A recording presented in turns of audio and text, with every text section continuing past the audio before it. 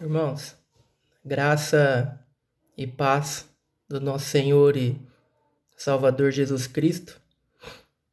Estamos aí em casa, né? Obedecendo aí a ordem das autoridades. Estamos evitando aí contato social, né? Para cooperarmos aí com a não manifestação aí, a não propagação desse vírus, né? Então eu acho que é bem prudente da nossa parte, né, cristãos, obedecermos aí o que as autoridades têm nos orientado e cumprirmos, né? Acho que fazemos bem se formos obedientes ao que tem passado, né, as autoridades a nós. Aproveitamos, né, para estar mais junto com a família, fazermos os cultos no lar, as orações. Creio que isso tem sido proveitoso também para nós, né? Estreitarmos aí os nossos laços familiares, inclusive o culto domiciliar. O irmão Paulo mandou uma mensagem para mim, né, agora cedo, pedindo para gravar aí uma mensagem para os irmãos, né? Estamos vivendo um momento difícil, um momento de luta, um momento de sofrimento, e muitas vezes a gente resume tudo isso que está acontecendo como algo que Deus está querendo dizer à humanidade, querendo dizer ao mundo, principalmente aqueles que estão distantes de Deus, né? Aqueles que não o reconhecem como único Senhor e Salvador. Mas quando Paulo mandou essa mensagem para mim, de pronto eu já refleti, né, no que Deus, por meio desse Covid-19 ou o coronavírus, quer dizer para nós, igreja.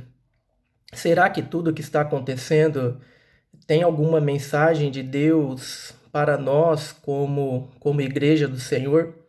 Eu creio que sim, né? Creio que também diante do sofrimento, diante das tribulações, Deus também quer trazer uma mensagem para a sua igreja e para o seu povo, né? E de imediato, quando assim refleti, me fez lembrar a vida de um grande homem de Deus. Eu gosto muito de trazer exemplos da vida de homens e mulheres que serviram a Deus e que também passaram por dificuldades.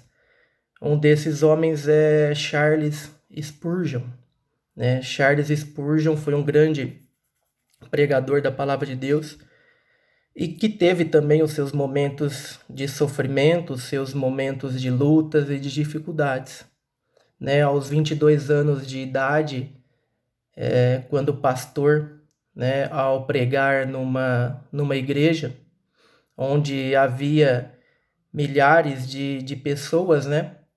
Alguns aproveitadores no meio daquelas milhares de pessoas começou a gritar, né, que havia fogo, fogo, fogo, né? E aquela multidão então começou a correr, começou a fugir, procurar por portas para sair. E no meio então dessa correria, né, 7 pessoas vieram a morrer e outras 28 ficaram feridas gravemente, né? E depois desse acontecido, a mente de Spurgeon, ela nunca mais foi a mesma, né? A sua própria esposa, Susana, ela chegou a escrever o seguinte sobre Spurgeon, né? Ela disse: a angústia do meu amado foi tão profunda e violenta que ele parecia à beira da demência, e às vezes temíamos que ele nunca mais fosse pregar novamente. Então, esse acontecido trouxe um sofrimento, uma depressão muito forte, né, a Spurgeon. Quando ele tinha também 33 anos de idade, outras coisas começaram a acontecer, enfermidades começaram a aparecer em sua vida. Ele foi acometido de uma doença nos rins, né? Ele foi acometido de gota, de reumatismo e de uma doença nos nervos que podia até mesmo gerar na paralisia do seu próprio corpo, né? Então Spurgeon tem até muitos escritos que falam sobre a depressão, né, de Spurgeon, né? E Spurgeon então ele teve também o seu momento de sofrimento, o seu momento de depressão. E se fosse hoje, né, Spurgeon com certeza seria diagnosticado, né, como clinicamente depressivo, né, e passaria também a ser tratado aí com os remédios e terapias, né. Então o sofrimento de Spurgeon foi tão grande que ele chegou a dizer, como Jó disse, lá no livro de Jó, no capítulo 7, versículo 15, Jó disse assim: prefiro ser estrangulado e sofrer a morte a este meu sofrimento. Então Spurgeon até mesmo chegou a pensar na sua própria morte, né, diante de tanto sofrimento que ele estava tendo. Mas Spurgeon cria que Deus tinha propósito, né, em todo o seu sofrimento.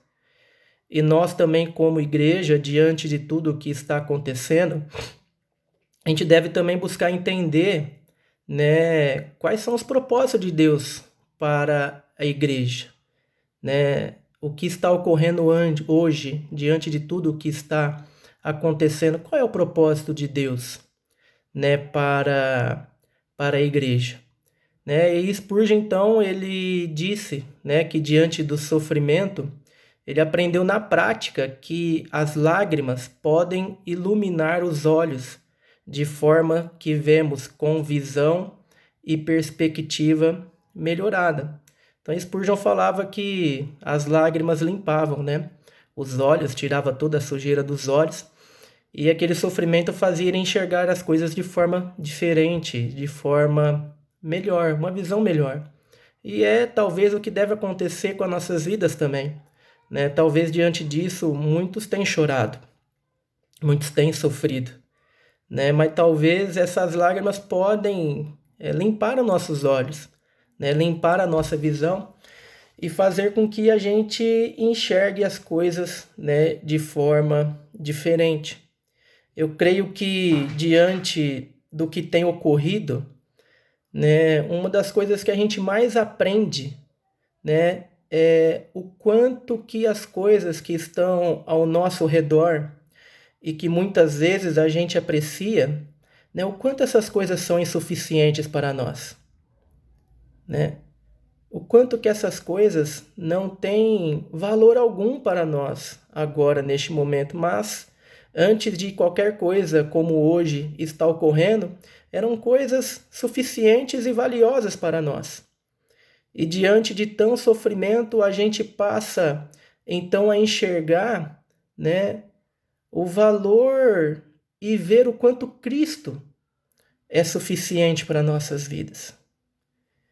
E a gente passa então, né, a procurar entender a suficiência de Cristo a nós, né, o quanto que as coisas terrenas e mundanas realmente e nada cooperam, né, para as nossas vidas. Spurgeon ele disse assim, né, da mesma forma que conseguimos ver melhor as estrelas quando está escuro, assim, quando tudo na vida está escuro ao nosso redor, podemos desfrutar melhor as glórias celestiais e também valorizarmos as bênçãos diárias e menores que Deus nos concede e que talvez de outra forma passariam despercebidas. Quantas coisas Deus já fez para nós e que nós não valorizamos, né? Bênçãos pequenas, diárias, talvez um pão com café, né? Que estamos correndo o risco de faltar, né? Faltar o pão com o café, faltar o alimento nas nossas mesas e não valorizamos. Quanto deixamos de valorizar os cultos da igreja? Da terça, às quartas, culto de jovens aos sábados, a escola dominical. Agora as igrejas estão fechadas, né, cumprindo aí a ordem do prefeito da cidade. E talvez a gente passou a valorizar mais agora, né, a falta de que faz realmente a comunhão com os irmãos. Isso falou muito comigo, né, a falta que faz. Né? Hoje de manhã deu 7h30 e eu acordei, né, e não tinha escola dominical. Então, irmãos, talvez a escuridão, o sofrimento, né, as lágrimas que caem dos nossos olhos podem limpar a nossa visão e fazer com que a gente enxergue melhor o quanto Cristo é suficiente para nós, o quanto as coisas celestiais são mais importantes para nós do que as coisas terrenas, que muitas vezes têm dominado e têm controlado as nossas vidas a ponto de nos afastarmos de Deus, a ponto de realmente não sermos a igreja do Senhor, a igreja que Cristo espera, o sal da terra e a luz do mundo. Então, no momento desse de sofrimento, Deus vem fortemente falar com a sua igreja. Valorize a suficiência de Cristo. Valorize a comunhão como igreja. Seja sal da terra. Seja luz do mundo. Abandone as coisas terrenas e realmente abrace o Evangelho. Pregue o Evangelho. Pregue a palavra do Senhor. Outra coisa também diante da dificuldade é que as lutas nos empurram fortemente, né, para Deus de uma forma grandiosa e especial. Né? Quantas vezes já oramos hoje? Creio que várias. Né? E quantos dias, né, talvez no conforto, né, sem dificuldade, nós passamos dias sem orar. Quantas vezes já meditamos na palavra hoje? Seja abrindo as nossas Bíblias na nossa casa, ou vendo as dezenas de mensagens e textos bíblicos que os irmãos têm colocado no WhatsApp da igreja. Em momentos de conforto, dificilmente, né, teríamos essa aproximação com Deus. Então, as dificuldades, os sofrimentos, as lutas também nos aproximam fortemente mais do Senhor. E uma outra coisa, irmãos, que como igreja, né, nós não poderemos faltar diante do que está ocorrendo é colocar em prática os frutos do Espírito Santo, principalmente a bondade e a benignidade. Irmãos, o que está acontecendo agora é pouco do que está por vir.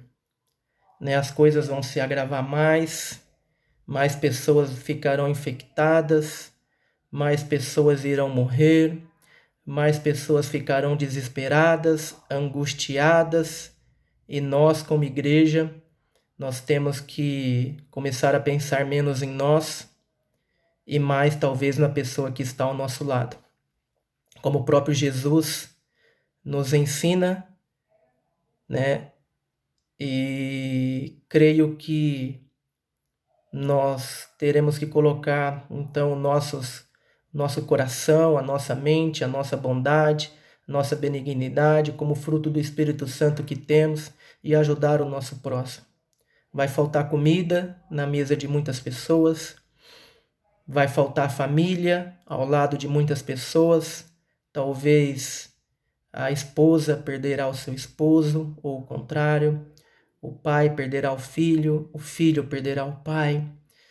Então, viveremos momentos difíceis, onde realmente a igreja, como cheia do Espírito Santo, como habitação do Espírito Santo, terá que colocar em prática o amor ao próximo, terá que colocar em prática aquilo que Jesus tem nos ensinado a cada dia, né, de agirmos como igreja e diante da dificuldade que o mundo vai passar neste momento, isso é ainda mais importante, né, a igreja colocar em prática aquilo que ela tem aprendido e ser benigna, ser bondosa, ser paciente e ajudar não só aqueles da própria casa, mas também aqueles que estarão ao seu redor, passando por muita dificuldade, passando por lutas e passando por tribulações.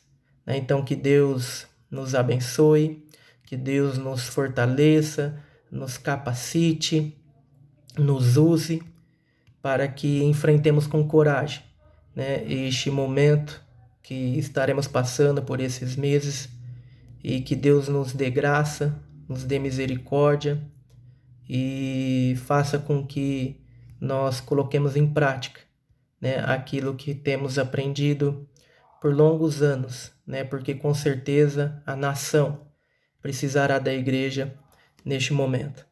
Então, quero me despedir aqui de vocês, desejar a todos aí um ótimo final de domingo, uma semana excelente, e que a graça do Senhor, as bênçãos do Senhor estejam com todos vocês.